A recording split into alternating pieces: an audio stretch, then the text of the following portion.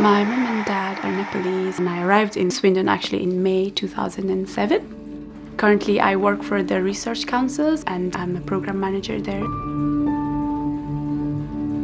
We're known as Gurkhas, but there are people other than Gurkhas in the Nepalese community. Our community here is growing, so we used to be a few back in 2007, but now we're lots of us. In the past few years we've been trying to settle, but now I think we're in the next phase where we want to contributing something to the society in a bigger way. My dad was in the British Army. He joined when he was very young. And my mom spent most of her younger days in village. She tells me the first time she saw a moving vehicle was when she was 21.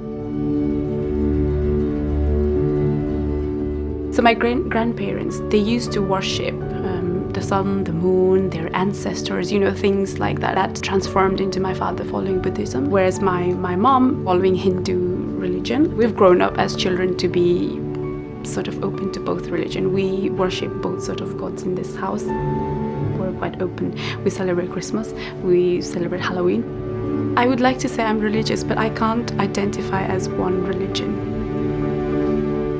When people talk about heritage and about culture, it's always to them about their language or, their clothes. For me, it's important to preserve the values, being respectful to one another, and those sort of aspects of my heritage are more important for me.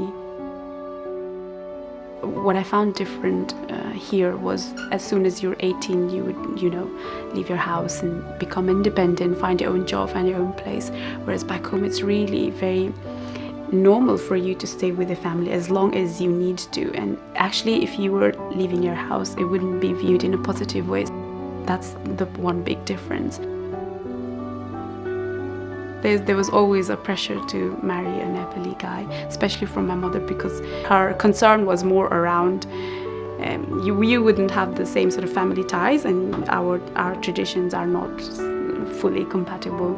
My mum and dad, they make a very, very lovely couple. I think their marriage is just so beautiful.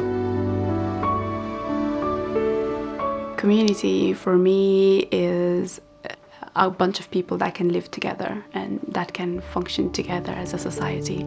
Being tolerant about what the other person is. I identify myself as British Nepalese. So for me, being British is really being tolerant to other people. And it's very hard to find that around other places in the world where I have visited.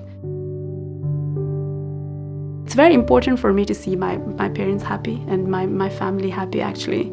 I'm actually really thankful to them, and I'm really grateful to them for choosing to live in Britain, actually.